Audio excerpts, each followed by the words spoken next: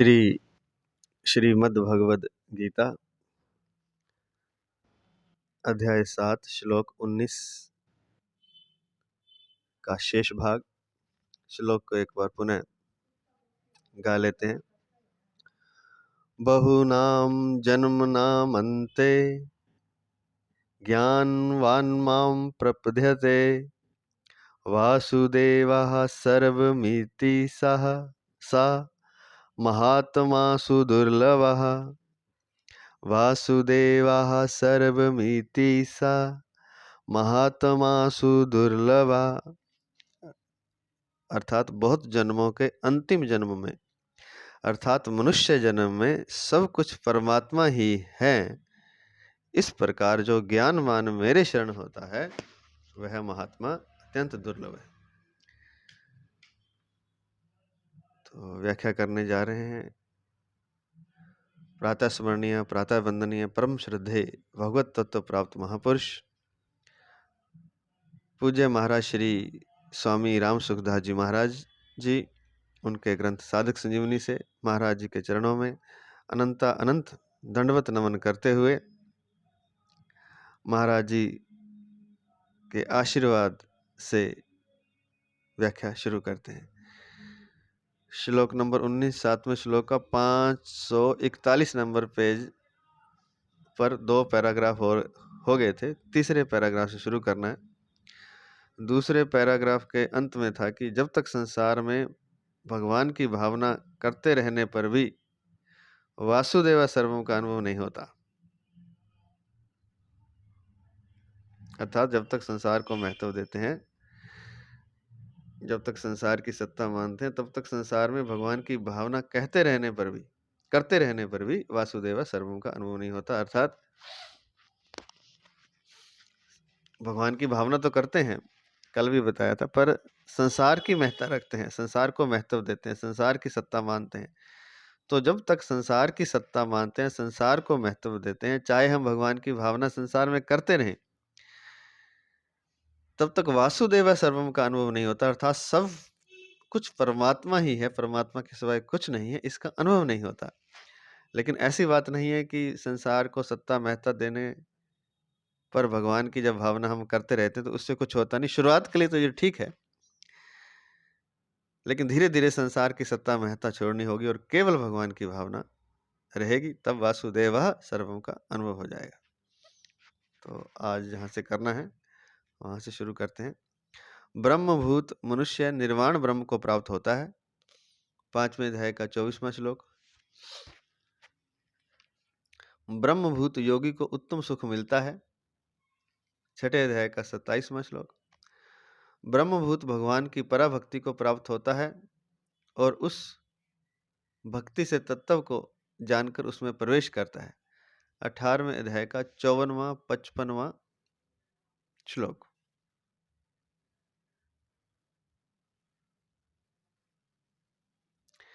गीता की दृष्टि से ये तीनों ही अवस्थाएं हैं।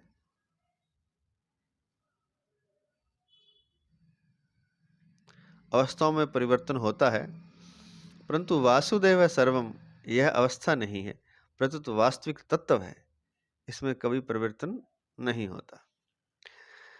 यह जो कुछ संसार दिखता है सब भगवान का ही स्वरूप है। भगवान के सिवाय इस संसार की स्वतंत्र सत्ता थी नहीं, है नहीं और कभी होगी भी नहीं। अतः देखने, सुनने और समझने में जो कुछ संसार आता है वह सब का सब भगवत स्वरूप ही है।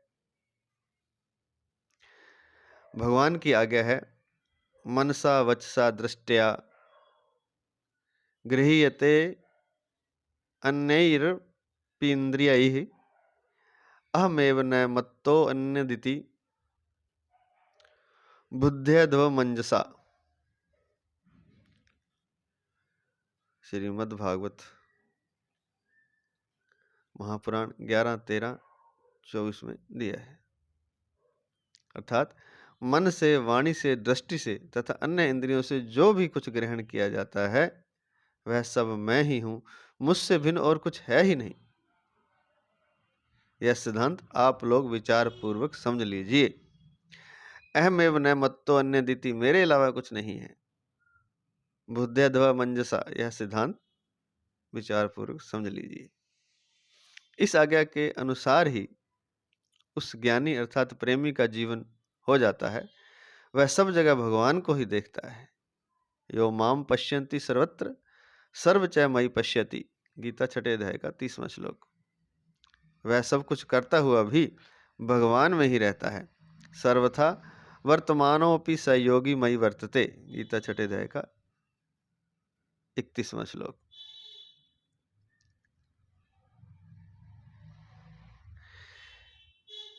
किसी को एक जगह भी अपनी प्रिय वस्तु मिल जाती है तो उसको बड़ी प्रसन्नता होती है, पर जिसको सब जगह ही अपने प्यारे इष्ट देव का अनुभव होता है, उसकी प्रसन्नता का आनंद का क्या ठिकाना। उस आनंद में विभोर होकर भगवान का प्रेमी भक्त कभी हंसता है, कभी रोता है। बड़ी शानदार बात लिखी है कि इस संसार में कहीं छोटी सी हमें हमारे अनुकूल कोई बात हो जाती है या कोई हमें प्रिय वस्तु मिल जाती है, किसी जगह, किसी एक जगह ही मिलती है ना, पूरा ब्रह्मांड में किसी एक जगह, तो कितनी प्रसन्नता होती है। फिर जिसको सब जगह, हर चीज में, हर जगह प्यारे इष्ट देव का ही अनुभव होता है, उसकी प्रसन्नता का आनंद का क्या ठिकाना। सोच सकते हैं उसका आनंद कितना होगा। फिर जिसको सब जगह ही अपने प्यारे इष्ट देव का अनुभव होता है, इसको स्टार लिख के दिया है नीचे। जित देखो तित श्याम में ही है, श्याम कुंज बन जमुना श्याम, श्याम गगन घन घटा छई है, सब रंगन में श्याम भरो है, लोग कहत यह बात नहीं है। हों बोरी कै लोगन ही की, शाम पुतरिया बदल गई है, चंदर सार रविसार शाम है, मृगमद सार काम विजयी है।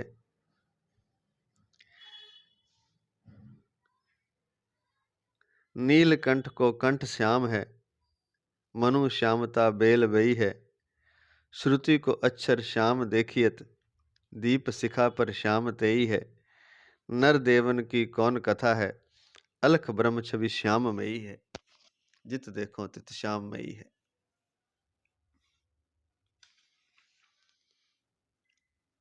तो कहते हैं कि जित देखो तित श्याम मई है। यहाँ अर्थ तो नहीं लिखा, थोड़ा बहुत जितना समझ में आया है उतना देख लेते हैं। जहाँ देखो वहीं श्याम है, वहीं भगवान अर्थात श्री कृष्ण है। श्याम कुंज बन जमुना श्याम, कुंज भी श्याम है, वन भी श्याम है, अर्थात जमुना श्याम, यमुना भी श्याम है, श्री कृष्ण ही है। श्याम कृष्ण के लिए आया है। वैसे श्याम, वैसे भी यमुना का रंग श्याम मतलब सांवरा है। श्याम गगन घन घटा छई है, और आकाश में भी श्याम रंग की घटा छाई हुई है, बादल छाए हुए हैं। सब रंगन में श्याम भरो है, सब रंगों में सांवला रंग होता है। लोग कहत यह बात नहीं है, यह बात नहीं है, ये तो पहले से कह रहे हैं कि श्याम सब जगह है। हों बोरी के लोगन ही की, श्याम पुत्रिया बदल गई है। कहते कि या तो मैं बोरी हो गई हूँ, बावली हो गई हूँ, या कि मेरी पुतलियां ही बदल गई हैं कि सब कुछ श्याम ही दिखाई देता है। चंद्र सार रवि सार श्याम है, सूर्य और चंद्र दोनों श्याम है। मृगमद सार काम विजयी है। नीलकंठ को कंठ श्याम है, नीलकंठ भगवान को भी कहते हैं, नीलकंठ पक्षी भी होता है। तो नीलकंठ को कंठ श्याम है, मनु श्यामता बेल वही है। ऐसे लगता है कि श्याम रंग की बेल सब जगह फैल गई है, बोई हुई है। श्रुति को अक्षर श्याम देखियत, वेदों के श्रुतियों के अक्षर भी श्याम है। दीप शिखा पर श्याम तई है, और दीपक के ऊपर जो लो है, जो धुआं है, वो भी श्याम है। नर देवन की कौन कथा है, मनुष्यों और देवों की तो बात क्या करें, उनकी क्या कहें। अलख ब्रह्म छवि श्याम में ही है। जो ब्रह्म की छवि है, जो अलख है, जिसको देखा नहीं जा सकता, वो बंद आंखों से जब दिखाई देती है तो वो भी श्याम रंग की है। जित देखो तित श्याममयी है। तो कहने का तात्पर्य ये है कि सब कुछ श्याम ही है, वैसे भी श्याम ही है। जैसे उदाहरण दिया है, दीपक के ऊपर जो धुआं है वो भी श्याम रंग का है, सांवले रंग का है। यमुना मैया श्याम है, सांवले रंग की है। घटाएं श्याम है, रंगों में श्याम है, अर्थात सांवलापन है। सूर्य और चंद्र में भी सांवलापन है, दिखाई दे रहा है भक्त को। नीलकंठ में भी श्याम है, तो सब जगह श्याम ही श्याम है। तो जब कहते हैं कि जब सब जगह परमात्मा ही दिखाई देगा, तो जिसको एक जगह भी अपनी प्रिय वस्तु मिल जाती है तो उसको बड़ी प्रसन्नता होती है। फिर जिसको सब जगह ही अपने प्यारे इष्ट देव का अनुभव होता है, उसकी प्रसन्नता का, आनंद का क्या ठिकाना। उस आनंद में विभोर होकर भगवान का प्रेमी भक्त कभी हंसता है, कभी रोता है, कभी नाचता है और कभी चुप होकर शांत हो जाता है। इस तरह उसका जीवन अलौकिक आनंद से परिपूर्ण हो जाता है। फिर उसके लिए कुछ भी करना, जानना और पाना बाकी नहीं रहता। वह सर्वथा पूर्ण हो जाता है, अर्थात उसके लिए किसी भी अवस्था में, किसी भी परिस्थिति में कुछ भी प्राप्त करना बाकी नहीं रहता, क्योंकि जब सब जगह परमात्मा को देख लेता है, परमात्मा का जो आधार है उसको देख लेता है, परमात्मा का सब जगह अनुभव कर लेता है। कभी हंसता है, कभी नाचता है, कभी रोता है, कभी चुप हो जाता है। यहाँ लिखा है कभी नाचता है और कभी चुप होकर शांत हो जाता है। इसको स्टार लिख के दिया है नीचे। वाग गदगदा द्रवते यस्य चित्तम रुदत्ते भीक्षणम हसति क्वचिच विलज उद्गायति नृत्यते च मद भक्ति युक्तो भुवनम पुनाति। श्रीमद् भागवत महापुराण 11:14-24 में दिया है। जिसकी वाणी मेरे नाम गुण और लीला का वर्णन करती करती गदगद हो जाती है। वाग गदगदा,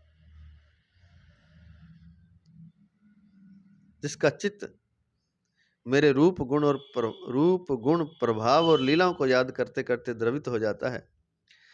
द्रवते यस्य चित्तम, जो बारंबार रोता है। रुदत्य भीक्षणम, कभी कभी हंसने लग जाता है। हस्ती क्वचिच, कभी लज्जा छोड़कर ऊंचे स्वर से गाने लगता है। विलज उदगायति, कभी नाचने लग जाता है। नृत्यते च, ऐसा मेरा भक्त सारे संसार को पवित्र कर देता है। मद भक्ति युक्तो भुवनम पुनाति, सारे भुवन को, सारे संसार को ऐसा मेरा भक्त पवित्र कर देता है। फिर से सुनने वाला है। श्रीमद् भागवत महापुराण 11वें सर्ग के 14वें अध्याय से के 24वें श्लोक से लिया है। जिसकी वाणी मेरे नाम, मेरे गुण और लीला का वर्णन करती करती गदगद हो जाती है। वाग गदगदा, जिसका चित्त मेरे रूप गुण प्रभाव और लीलाओं को याद करते करते द्रवित हो जाता है, आंसू बह जाते हैं। द्रवते यस्य चित्तम, जो बारंबार रोता रहता है। रुदत्य भीक्षणम, कभी कभी हंसने लग जाता है। क्यों ऐसा होता है? क्योंकि वो परमात्मा को जैसे जैसे देखता है, जैसी जैसी लीलाओं को देखता है, वैसे वैसे हंसने वाली लीला देखता है हंसना आ जाता है, प्रेम देखता है तो प्रेम आ जाता है, द्रवित हो जाता है, रोने लग जाता है। हस्ती क्वचिच, कभी हंसने लग जाता है, कभी लज्जा छोड़कर ऊंचे स्वर से गाने लगता है। विलज उद्गायति, कभी नाचने लग जाता है। नृत्यते च, ऐसा मेरा भक्त मद भक्ति युक्तो सारे संसार को पवित्र कर देता है। भुवनम पुनाति, जो भक्ति मार्ग पर चलता, उससे क्या है, सारा जो भगवान के रंग में रंगा हुआ है, जिसके कोई कामना नहीं बची, कुछ भी नहीं बचा, सब जगह परमात्मा की कामना भी नहीं बची, सब जगह जिसको परमात्मा ही परमात्मा दिखाई देता है, वो यहाँ रहता है, जो कुछ करता है उससे आसपास का वातावरण पवित्र होता चला। भुवन पवित्र होता, न केवल आसपास का, यहाँ लिखा है भुवनम पुनाति, मद भक्ति युक्त तो भुवनम पुनाति। पूरा ब्रह्मांड, पूरा संसार उससे पवित्र हो जाता है।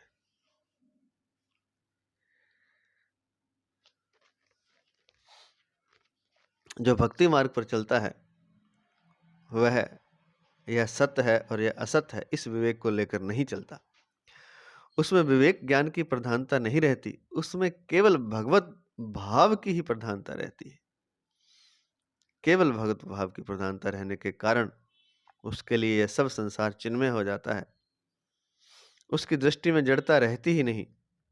भगवान में तल्लीनता होने से भक्त का शरीर भी जड़ नहीं रहता।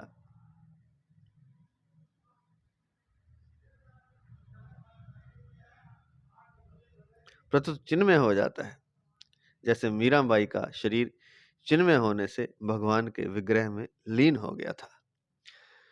यह बहुत ही उच्च कोटि की श्रेष्ठ सर्वोत्तम बात लिखी हुई है कि जो मीरा है वो भगवान के विग्रह में, भगवान की जो मूर्ति थी उसमें लीन कैसे हो गई। लीन इसलिए हो गई कि कहते हैं कि भगवान जहाँ भक्त जहाँ रहता है वो आसपास का वातावरण भी पवित्र हो जाता है। न केवल इतना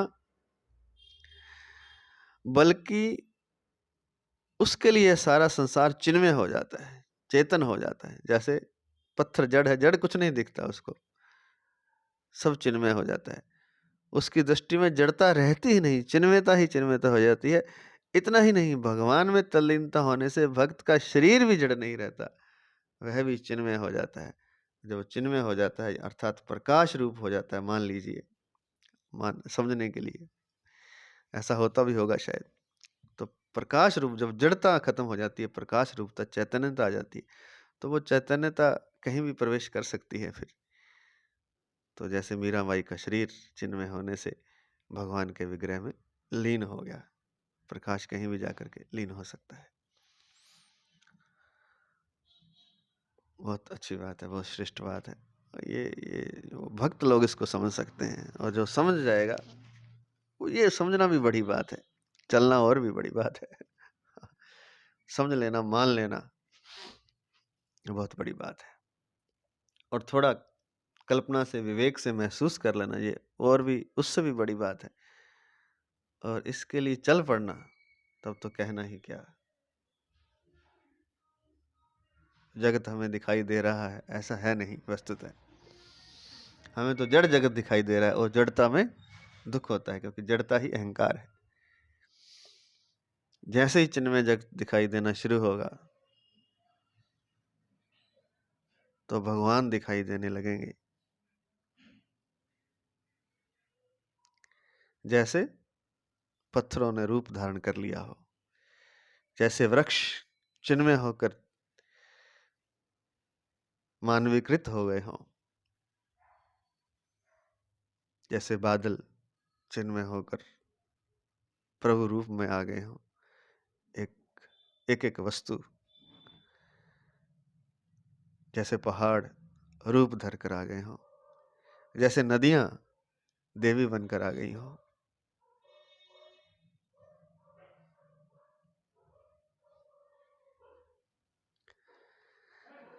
इसलिए तो हम भारत में, सनातन धर्म में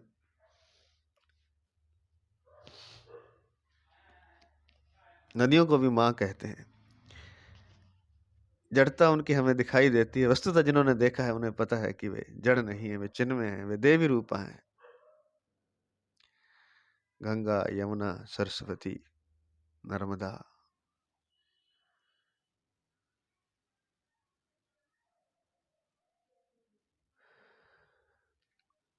पहाड़ भी चिन्मय रूप हैं, वृक्ष भी, सब कुछ जब चिन्मय हो जाता है तो हम कल्पना कर सकते हैं कि उसका न केवल चिन्मय होता है बल्कि भगवान हो जाता है। सब कुछ भगवान का रूप ही हो जाता है, रूप ही हो जाता है। उस चिन्मय जगत का हम अनुभव तो नहीं कर सकते अभी, लेकिन अनुभव, कल्पना में उसको महसूस तो कर सकते हैं। और भक्त की जो यही कल्पना है, सब कुछ चिन्मय देखने की, सब कुछ परमात्मा देखने की, परमात्मा को देखने की, वह कल्पना ही एक दिन साक्षात हो जाती है, सत्य रूप धारण कर लेती है। कहते हैं ना कि किताबों लिखी जाती हैं जब, तो शब्द होते हैं किताबों में, लेकिन पढ़ने वाले को वो शब्द नहीं दिखाई देते, शब्द रूप धारण कर लेते हैं। किसी पुस्तक को पढ़ा, किसी कहानी को, तो वहां कोई चेहरा थोड़ी होता है, मात्र शब्द होते हैं। लेकिन पढ़ने वाला उन चेहरों को, उन रूपों को, उनको महसूस करता है। पूरी तरह तो महसूस नहीं कर पाता, धीरे धीरे ही करेगा। कई लोग जो बहुत कल्पनाशील हैं, वो उस शब्दों में खो भी जाते हैं। इसलिए तो भगवान की लीलाओं का वर्णन श्रीमद् भगवत महापुराण में किया गया है। शब्दों को सुनने से, पढ़ने से, देखने से वो शब्द जीवित हो जाते हैं। कृष्ण शब्द कृष्ण नहीं रहता, स्वयं भगवान हो जाता है। राधा शब्द राधा नहीं रहता, राधा ही हो जाता है। इसलिए तो जप की इतनी महिमा गाई जाती है भगवान के नाम की, क्योंकि नाम जपते जपते एक ऐसा वक्त भी आता है जब राम का नाम राम नहीं रहता, राम ही हो जाता है। जब कृष्ण का नाम कृष्ण नहीं रहता, कृष्ण हो जाता है। जब राधा का नाम राधा नहीं रहता, राधा ही हो जाता है। तो यही वो चिन्मय जगत है। वो कहीं दूर नहीं है, वो हमारे भीतर ही है, हमारे आसपास ही है, पर अभी दिखाई नहीं देता, क्योंकि जड़ संसार को इतना महत्व जो दे रखा है, इतनी सत्ता जो दे रखी है। इसलिए तो अभी कहा था ना कि जब तक संसार को सत्ता महत्ता दे रखी है, तब तक भगवान की भावना करने पर भी संसार में परमात्मा के स्वरूप का अनुभव नहीं होता। जिस दिन करते करते, अभ्यास करते करते, या अभ्यास की भी आवश्यकता नहीं है वस्तुतः, अगर दृढ़ निश्चय कर ले तो अभी भी हो सकता है। तो जिस दिन अभ्यास करते करते संसार की सत्ता और महत्ता शून्य हो जाती है और भगवान की महत्ता, भगवान के स्वरूप के दर्शन, भगवान की भावना 100% हो जाती है, 100% हो जाती है, उस दिन यह जड़ संसार समाप्त हो जाता है और चेतन चिन्मय जगत का उदय हो जाता है। हम उस चिन्मय जगत में ही हैं। यही तो लिख रहे हैं बार बार, लिख रहे हैं बार बार कि परमात्मा के सिवाय कुछ है ही नहीं, लेकिन हमें नहीं दिखाई देता, क्योंकि हमारी भावना की कमी है। और दूसरा, हमने महत्ता और सत्ता संसार को दे रखी है। कितना हमारा लगाव संसार से होता है, संसार के चेहरों से, संसार की वस्तुओं से, संसार के स्थानों से, वस्तु, व्यक्तियों, पदार्थों से कितना हमारा लगाव होता है, कितना दृढ़ निश्चय करके हमने उनको मान रखा है। वस्तुतः जो दिखाई दे रहा है वह नहीं है, जैसे पर्दे पर जो दिखाई दे रहा है वस्तुतः वो नहीं है, लेकिन हमारे दृढ़ निश्चय के कारण, हमारे लगाव के कारण, हमारे मोह के कारण वो हमें सत्य दिखाई देता है। और जो परमात्मा चिन्मय जगत है, वो वास्तविक होते हुए भी हमें दिखाई नहीं देता, क्योंकि हमारी भावना, हमारी दृष्टि संसार की तरफ जागी हुई है, परमात्मा की तरफ जागी हुई नहीं है। तो कहते हैं कि भगवान में तल्लीनता होने से भक्त का शरीर भी जड़ नहीं रहता, प्रत्युत चिन्मय हो जाता है। जैसे मीराबाई का शरीर चिन्मय होने से भगवान के विग्रह में लीन हो गया था। ज्ञान मार्ग में यहाँ सत असत का विवेक होता है, वहां परिणाम में सत असत दो की सत्ता नहीं रहती, केवल सत स्वरूप ही रह जाता है। परंतु भक्ति मार्ग में सत असत सब कुछ भगवत स्वरूप हो जाता है, सब कुछ भगवत स्वरूप ही हो जाता है। फिर भक्त भगवत स्वरूप संसार की सेवा करता है। सेवा में पहले तो सेवक, सेवा और सेव्य ये तीन होते हैं। परंतु जब भगवत भाव की अत्यधिक गाढ़ता हो जाती है, तब सेवक भाव की विस्मृति हो जाती है। फिर भक्त स्वयं सेवा रूप होकर सेव्य में लीन हो जाता है। केवल एक भगवत तत्व ही शेष रह जाता है। इस तरह भगवत भाव में तल्लीन हुए भगवान के प्रेमी भक्त यहाँ कहीं भी विचरते हैं, वहाँ उनके दर्शन, स्पर्श, भाषण आदि का प्राणियों पर बड़ा असर पड़ता है।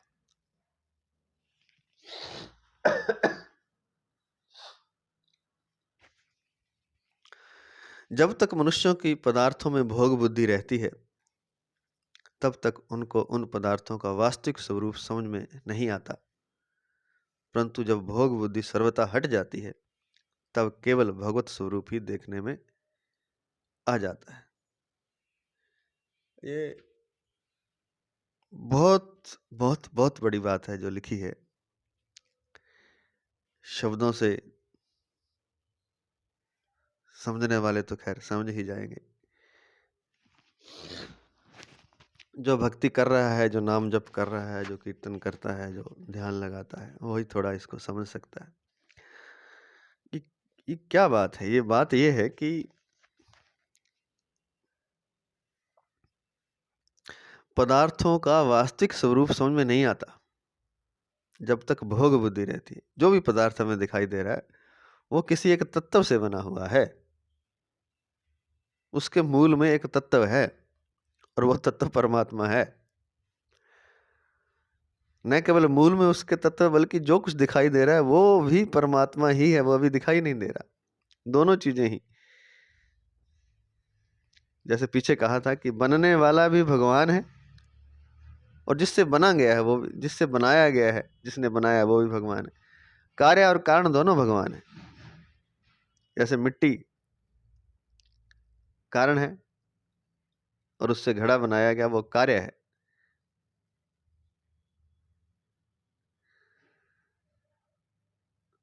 तो मिट्टी से ही बना है। भगवान ही कार्य है, भगवान ही कारण है, भगवान ही है सब कुछ। भगवान के सिवाय है ही कुछ नहीं। मूल तत्व भी भगवान है और जो दिखाई दे रहा है वो भी भगवान है। तो अभी हम केवल मूल तत्व की बात करें तो मान लीजिए कि जो वस्तु हमें दिखाई दे रही है उसके मूल में परमात्मा है। वो हमें अभी दिखाई नहीं दे रहा। उन पदार्थों का वास्तविक स्वरूप समझ में नहीं आता। परंतु जब भोग बुद्धि हट जाती है, क्योंकि अब हम उसका भोग बुद्धि से उसको देख रहे हैं। जैसे एक लोटा है, उसको हम ये देख रहे हैं कि ये पानी भरने के काम आता है। ये भोग बुद्धि है। एक शरीर है, स्त्री शरीर या पुरुष शरीर, हम उसको भोग बुद्धि से देख रहे हैं। जब तक भोग बुद्धि है हमारे भीतर, तब तक जो वास्तविक तत्व है वो समझ में नहीं आ सकता,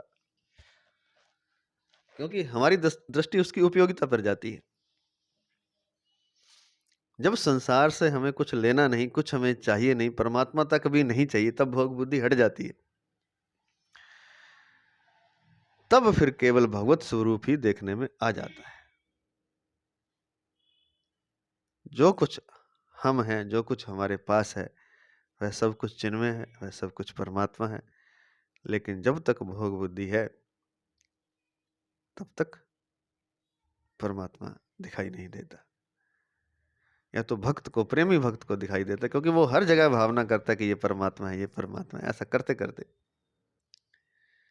वह चिन्मय जगत को एक दिन अनुभव कर लेता है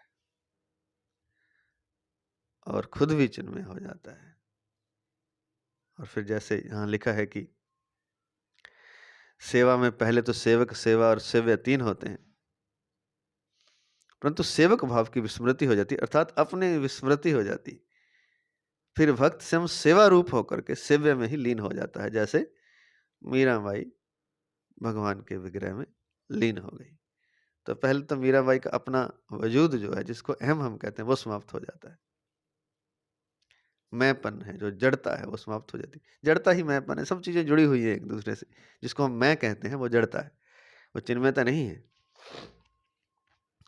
तो मैंपन समाप्त होगा तो अपने होना, अपने जो मैंपन है वो समाप्त हो जाता है। अहंकार का मैंपन, परमात्मा का मैंपन तो रहता है। परमात्मा अ, इसको कैसे समझ सकते हैं कि एक तो मैं शरीर को लेकर मैं हूँ, लेकिन चिन्मय को लेकर मैंपन रहता है। चिन्मय तत्व को लेकर तो मैं समाप्त हो जाता है, अर्थात भक्त समाप्त हो जाता है, मोटा-मोटा ये है। और फिर वो सेव्य रूप हो जाता है। सेवा नहीं, सेवक सेवा रूप हो जाता है। और फिर सेवक तो पहले समाप्त हो जाता है, फिर सेवा सेव्य में लीन हो जाती है। तो भक्त स्वयं सेवा रूप होकर सेवा में लीन हो जाता है, केवल एक भगवत तत्व ही शेष रह जाता है। इस तरह भगवत भाव में तल्लीन हुए भगवान के प्रेमी भक्त जहाँ कहीं भी विचरते हैं, वहां उनके दर्शन, स्पर्श, भाषण आदि का प्राणियों पर बड़ा असर पड़ता है। तो जब तक मनुष्यों की पदार्थों में भोग बुद्धि रहती है, तब तक उनको उन पदार्थों का वास्तविक स्वरूप समझ में नहीं आता। परंतु जब भोग बुद्धि सर्वथा हट जाती है, तब केवल भगवत स्वरूप ही देखने में आ जाता है।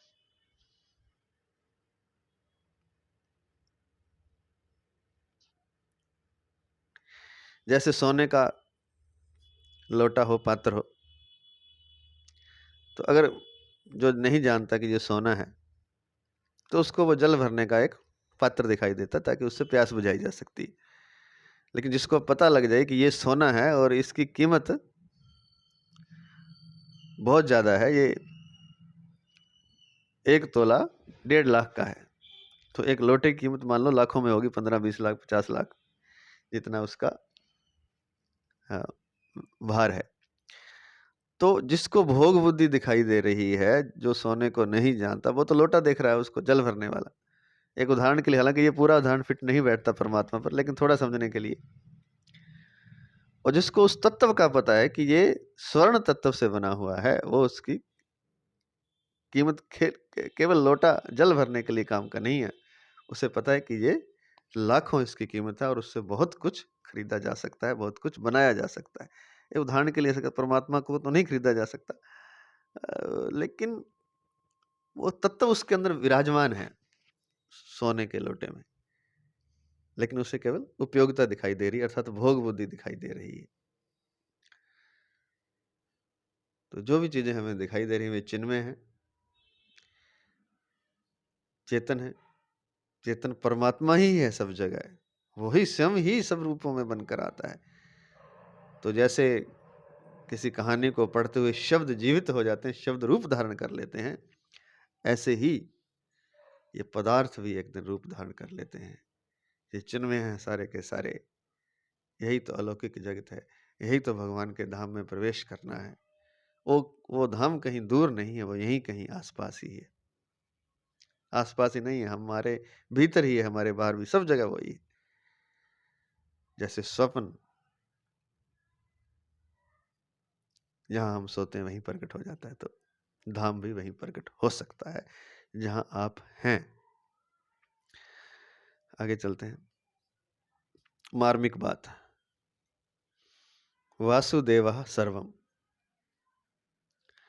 इस तत्व को समझने के 2 प्रकार हैं। नंबर 1,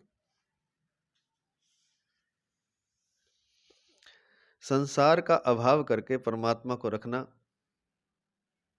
अर्थात संसार नहीं है और परमात्मा है। तो एक तो तरीका ये है वासुदेव सर्वम को समझने का। दूसरा, सब कुछ भगवान ही भगवान है, इसमें जो परिवर्तन दिखता है वह भी भगवान का ही स्वरूप है, क्योंकि भगवान के सिवाय उसकी कोई स्वतंत्र सत्ता नहीं है। उपयुक्त दोनों ही प्रकार साधकों के लिए हैं। जिस साधक का पदार्थों को लेकर संसार में आकर्षण है, राग है, उसको यह सब कुछ नहीं है, केवल परमात्मा ही है, इस प्रणाली को अपनाना चाहिए।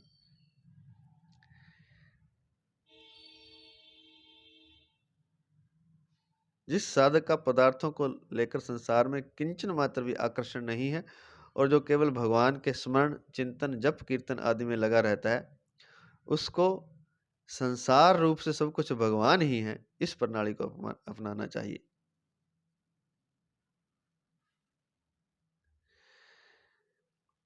वास्तव में देखा जाए तो ये दोनों प्रणालियां तत्व से एक ही हैं। इन दोनों में फर्क इतना ही है कि जैसे सोने में गहने और गहनों के नाम, रूप, आकृति अलग अलग होते हुए भी सब कुछ सोना ही सोना जानना,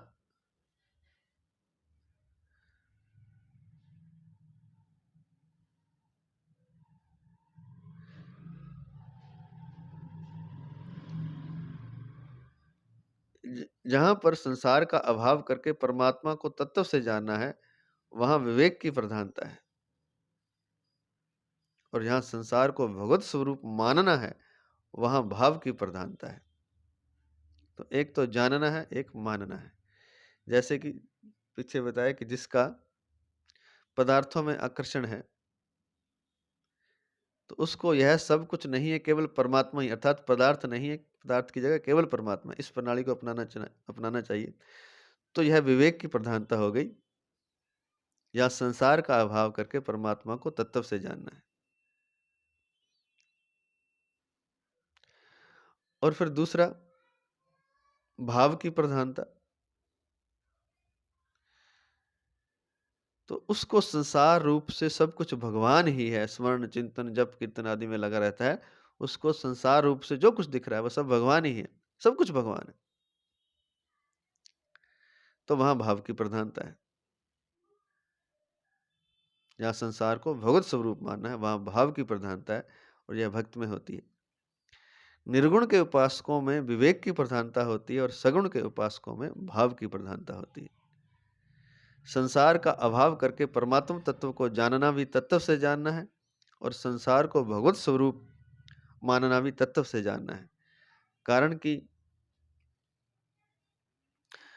वास्तव में तत्व एक ही है, फर्क इतना ही है कि ज्ञान मार्ग में जानने की प्रधानता रहती है, और भक्ति मार्ग में मानने की प्रधानता रहती है। इसलिए भगवान ने ज्ञान मार्ग में मानने को भी जानने के अर्थ में लिया है।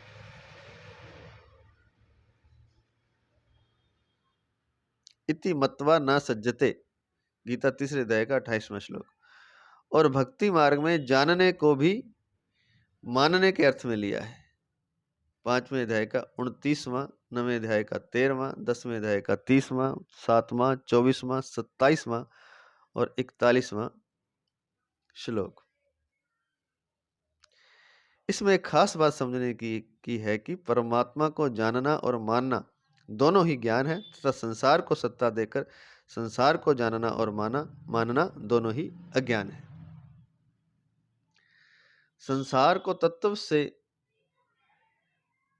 जानने पर संसार की स्वतंत्र सत्ता का अभाव हो जाता है। संसार को तत्व से जानने पर संसार की स्वतंत्र सत्ता का अभाव हो जाता है, और परमात्मा को तत्व से जानने पर परमात्मा का अनुभव हो जाता है। ऐसे ही संसार भगवत स्वरूप है, ऐसा दृढ़ता से मानने पर संसार की स्वतंत्र सत्ता का अभाव हो जाता है। ऐसे ही संसार भगवत स्वरूप है, ऐसा दृढ़ता से मानने पर संसार की स्वतंत्र सत्ता का अभाव हो जाता है, और फिर संसार संसार रूप से न दिखकर भगवत स्वरूप दिखने लग जाता है। तात्पर्य है कि परमात्म तत्व का अनुभव होने पर जानना और मानना दोनों एक हो जाते हैं। तो दृढ़ता से कोई मान ले कि संसार भगवत स्वरूप है, तो भी संसार की स्वतंत्र सत्ता का अभाव हो जाता है, और फिर संसार संसार रूप से न देखकर भगवत स्वरूप दिखने लग जाता है। तात्पर्य है कि परमात्म तत्व का अनुभव होने पर जानना और मानना दोनों एक हो जाते हैं। अगला पद है इति ज्ञानवान माम प्रपद्यते। जो प्रतिक्षण बदलने वाले संसार की सत्ता को मानते हैं वे अज्ञानी हैं, मूढ़ हैं, परंतु जिनकी दृष्टि कभी न बदलने वाले भगवत तत्व की तरफ रहती है वे ज्ञानवान हैं, असमूढ़ हैं। ज्ञानवान कहने का तात्पर्य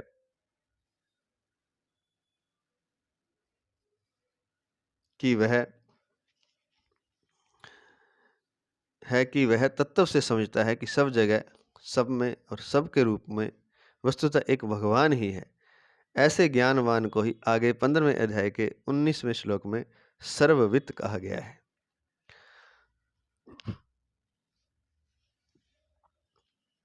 ज्ञानवान की शरणागति अर्थार्थी, आर्त और जिज्ञासु भक्तों की तरह नहीं है।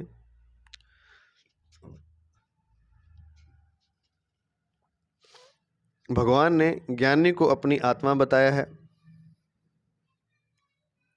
ज्ञानी त्वत्मैव मे मतम, गीता 7वें अध्याय का 18वां श्लोक, पिछला ही श्लोक है।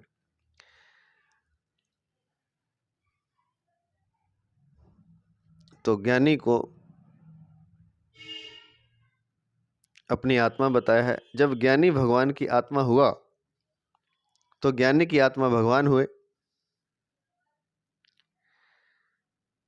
अतः एक भगवत तत्व के सिवाय दूसरी सत्ता ही नहीं रही। इसलिए ज्ञानी की शरणागति उन तीनों भक्तों से विलक्षण होती है।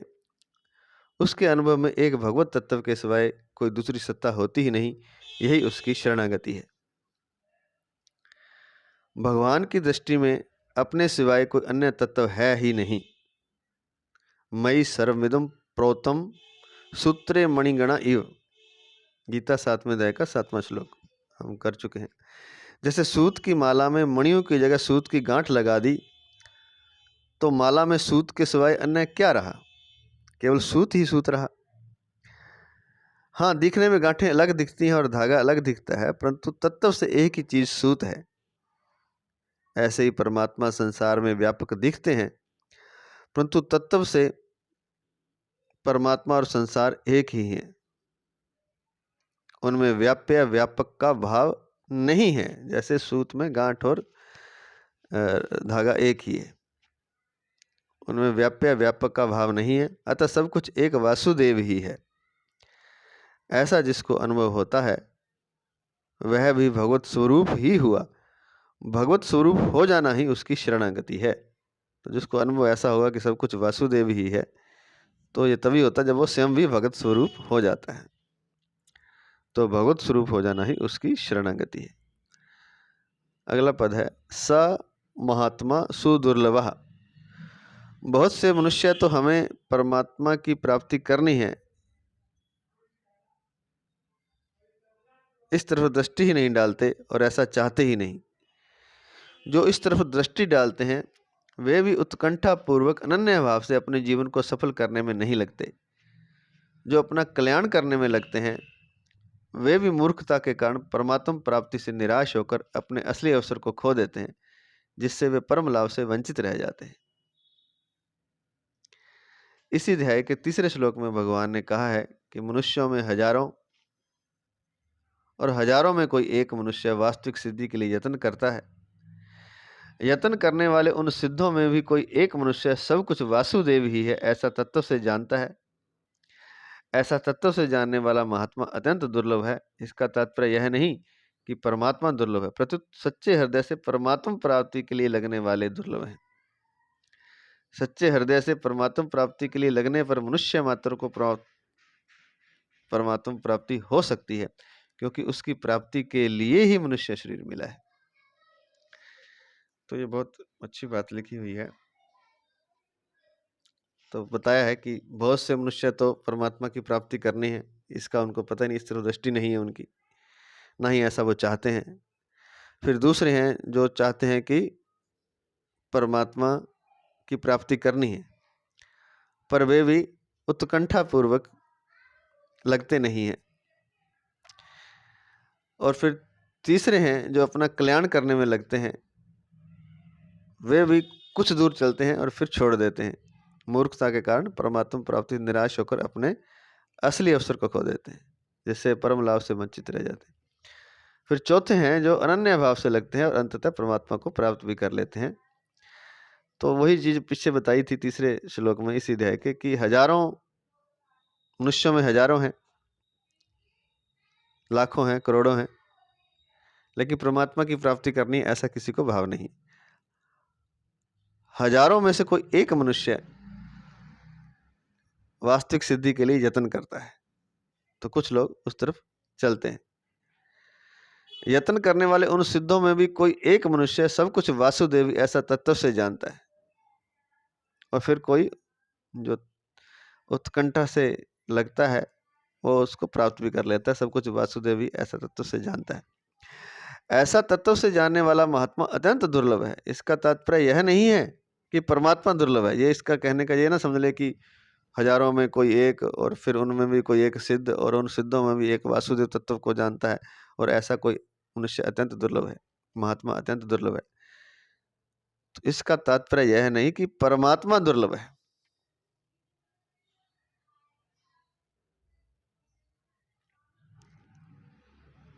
परंतु सच्चे हृदय से परमात्मा प्राप्ति के लिए लगने वाले दुर्लभ हैं।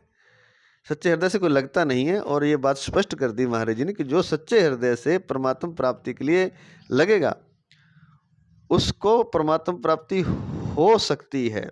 मनुष्य मात्र को हो सकती है, एक को नहीं, सभी लगे जगह, सभी मनुष्य अगर हजारों के हजारों, लाखों के लाखों सच्चे हृदय से लग जाएं तो सबको हो सकती है। परमात्मा दुर्लभ नहीं है, सच्चे हृदय से परमात्मा प्राप्ति करने वाले दुर्लभ हैं, क्योंकि उसकी प्राप्ति के लिए ही मनुष्य शरीर मिला। क्यों सबको मिल जाएगा? क्योंकि परमात्मा प्राप्ति के लिए ही उसने मनुष्य शरीर दिया है, ये भोग भोगने के लिए नहीं दिया हुआ है।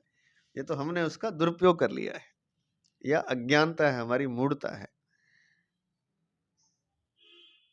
दिया परमात्मा प्राप्ति के लिए, जब परमात्मा प्राप्ति के लिए दिया है, और तो हम प्रयास करेंगे तो वो जिस चीज के लिए दिया है परमात्मा ने, यह शरीर, वह वस्तु हमें क्यों नहीं मिलेगी? वो अवश्य मिलेगी। शर्त केवल एक है कि उत्कंठा से, अनन्य भाव से परमात्मा प्राप्ति में लग जाए सच्चे हृदय से, तो यह सुदुर्लभ परम तत्व की परमात्मा तत्व की प्राप्ति हो जाएगी।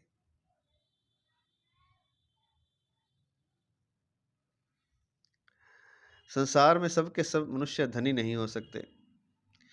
संसारिक भोग सामग्री सबको समान रीति से नहीं मिल सकती, परंतु जो परमात्मा तत्व भगवान शंकर को प्राप्त है, सनकादिकों को प्राप्त है, नारद, वशिष्ठ आदि देवर्षि महर्षियों को प्राप्त है, वही तत्व सब मनुष्यों को समान रूप से अवश्य प्राप्त हो सकता है। इसलिए मनुष्य को ऐसा दुर्लभ अवसर कभी नहीं खोना चाहिए। धन तो सबको बराबर नहीं देता, परमात्मा दे नहीं सकता हर चीज। किसी को सुंदरता, किसी को कुछ, किसी को कुछ, सबको सब कुछ बराबर नहीं मिलता। लेकिन मनुष्य को परमात्मा तत्व सबको बराबर मिलता है। बहुत बड़ी बात लिख दी है कि जो भगवान शंकर को प्राप्त है, सनकादि ऋषियों को प्राप्त है, नारद, वशिष्ठ आदि देव महर्षियों को प्राप्त है, देव ऋषि महर्षियों को प्राप्त है, वही तत्व सब मनुष्यों को समान रूप से अवश्य प्राप्त हो सकता है। इसलिए मनुष्य को ऐसा दुर्लभ अवसर कभी नहीं खोना चाहिए।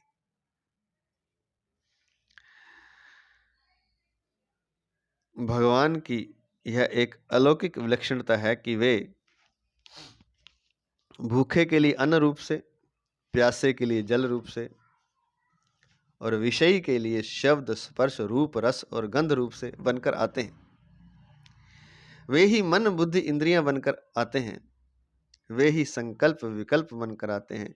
वे ही व्यक्ति बनकर आते हैं, परंतु साथ ही साथ दुख रूप से आकर मनुष्य को चेताते हैं कि अगर तुम इन वस्तुओं को भोग्य मानकर इनके भोक्ता बनोगे तो इसके फलस्वरूप तुमको दुख ही दुख भोगना पड़ेगा। किसके फलस्वरूप?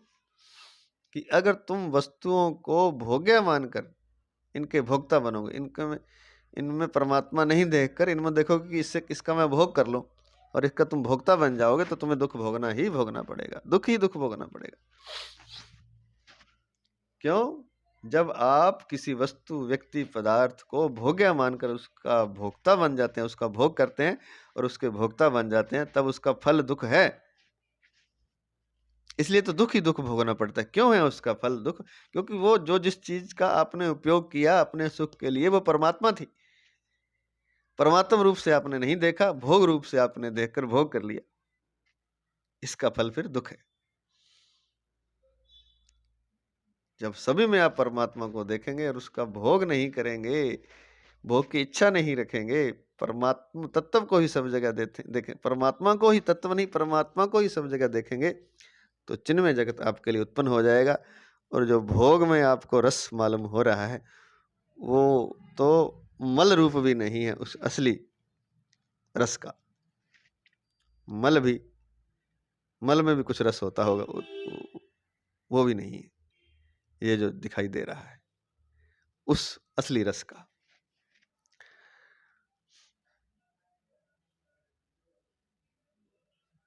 तो अगर इन वस्तुओं को भोग्य मानकर इनके भोक्ता बनोगे तो इसके फलस्वरूप तुमको दुख ही दुख भोगना पड़ेगा। इसलिए मनुष्य को शर्म आनी चाहिए कि मैं भगवान को भोग सामग्री बनाता हूं। मेरे सुख के लिए भगवान को सुख की सामग्री बनना पड़ता है। भगवान कितने विचित्र दयालु हैं कि यह प्राणी जो चाहता है भगवान वैसे ही बन जाते हैं।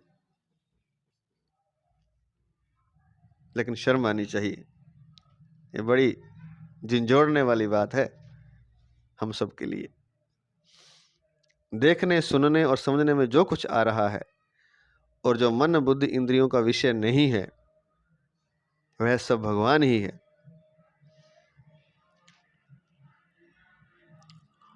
और भगवान का ही है। जो देखने, सुनने में, समझ में आ रहा है, जो नहीं आ रहा है, मन बुद्धि इंद्रियों का विषय नहीं, वह सब भगवान ही है। ऐसा मान लें, वास्तविकता से अनुभव कर लें तो मनुष्य विलक्षण हो जाता है। तो मनुष्य विलक्षण हो जाता है।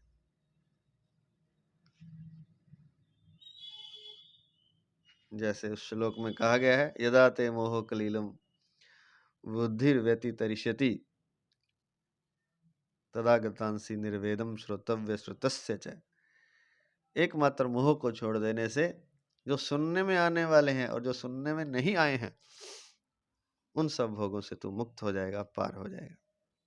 लगभग उसी तरह की बात है कि जो इंद्रियों से इंद्रियों के देखने, सुनने, समझने में आ रहा है और जो मन बुद्धि इंद्रियों का विषय नहीं है वह सब भगवान ही है और भगवान का ही है। वो भगवान ही, क्योंकि पहले ही बताया कार्य कारण भगवान ही, भगवान ही वस्तु है और जिससे बनी है वो भी भगवान है। कार्य और कारण दोनों भगवान है। यह सब भगवान ही है और भगवान का ही है, ऐसा मान ले, वास्तविकता से अनुभव कर ले तो मनुष्य विलक्षण हो जाता है। सा महात्मा सुदुर्लभा हो जाता है।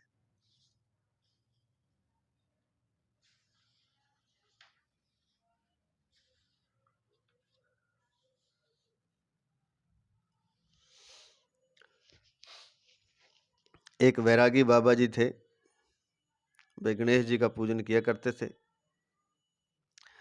उनके पास सोने की बनी हुई एक गणेश जी की और एक चूहे की मूर्ति थी। वे दोनों मूर्तियां तौल में बराबर थीं। एक बार बाबा जी ने तीर्थों में जाने का विचार किया और वे उन मूर्तियों की बिक्री करने के लिए सुनार के पास गए।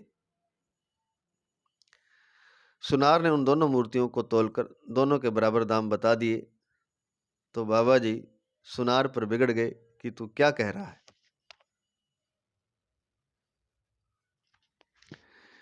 गणेश जी तो देवता हैं और चूहा उनका वाहन है, पर तू दोनों का बराबर मूल्य बता रहा है, यह कैसे हो सकता है। सुनार बोला कि बाबा जी, मैं गणेश और चूहे को नहीं खरीदता हूं, मैं तो सोना खरीदता हूं। सोने का जितना वजन होगा उसके अनुसार ही उसका मूल्य होगा। अगर सुनार गणेश और चूहे को देखेगा तो उसको सोना नहीं दिखेगा, और अगर सोने को देखेगा तो उसको गणेश और चूहा नहीं दिखेगा। इसलिए सुनार न गणेश को देखता न चूहे को, वह तो केवल सोने को ही देखता है। ऐसे ही भगवान के साथ अभिन्न हुआ महात्मा संसार को नहीं देखता, वह तो केवल भगवान को ही देखता है। कोई एक संत रास्ते में चलते चलते किसी खेत में लघु शंका करने को बैठे।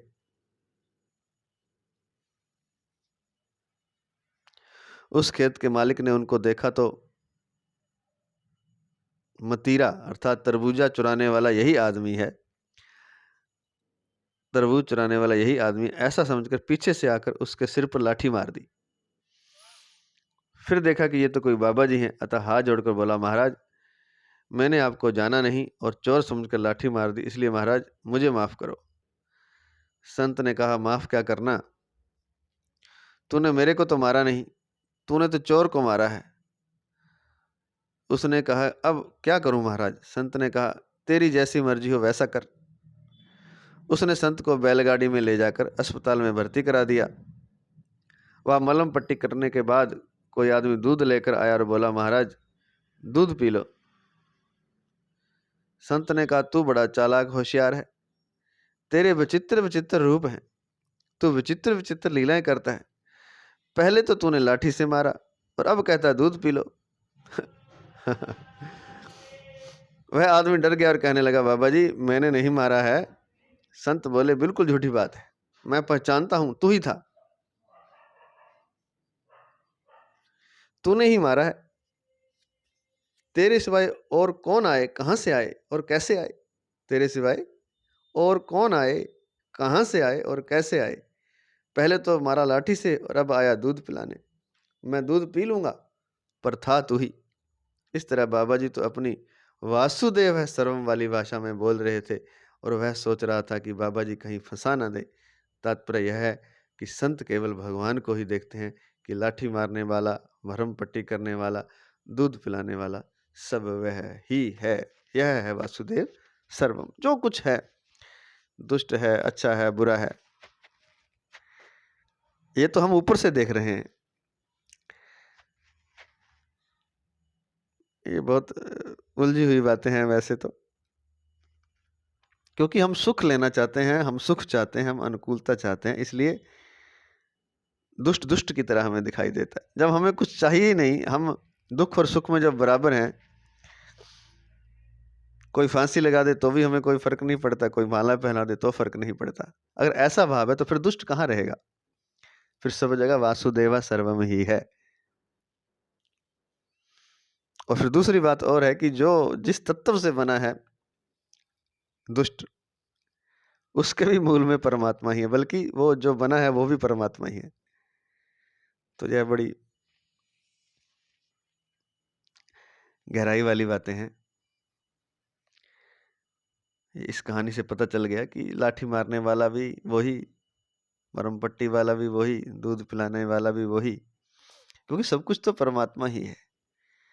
यह केवल ऊपर से हम सोच रहे हैं, जब भीतर से हमें पता चल जाएगा, उसके तत्व को हम जान लेंगे, तो हम भी उसी तत्व के हो जाएंगे, हम भी वैसे ही हो जाएंगे।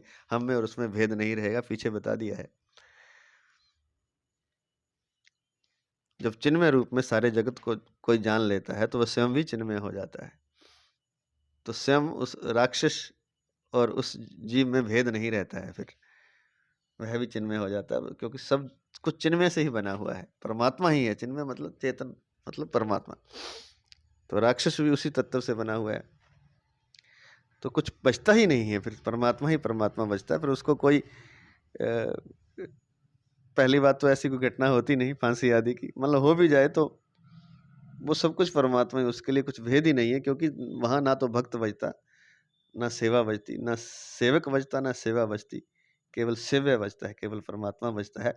जैसे मीरा समाप्त हो गई, चेतन रूप हो गई और अंत में भगवान के विग्रह में ही लीन हो गई, क्योंकि वहां दूसरा कुछ है ही नहीं। फिर वो जो मूर्ति है वो भी चेतन है और जो भक्त है वो भी चेतन है, और दोनों चेतन एक हो गए।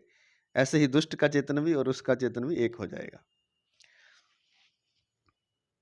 तो ये बात है, जब सब तरफ परमात्मा देखेगा तो फिर परमात्मा के सिवाय कुछ नहीं है, और स्वयं भी वही रूप हो जाएगा जैसे मीरा हो गई। स्वयं भी वह चैतन्य रूप, चेतन रूप हो जाता है, और परमात्मा भी चेतन रूप ही है।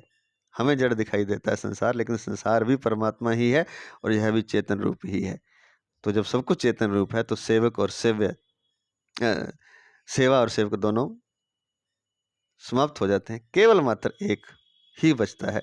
उसको चाहे भक्त कह लो, चाहे भगवान कह लो, चाहे सेव्य कह लो, चाहे चेतन कह लो, चाहे चैतन्य कह लो, वहां कुछ और बचता ही नहीं है, केवल मात्र एक ही बचता है। एक ओंकार सतनाम। आज इतना ही। जय श्री कृष्ण। जय जय श्री कृष्ण। जय जय श्री कृष्ण। तो इस 19वें श्लोक का शेष भाग और रह गया है, पेज नंबर 544 पर, महात्माओं की महिमा। यह हम कल करेंगे और फिर कल ये 19 नंबर श्लोक पूर्ण हो जाएगा। आज इतना ही।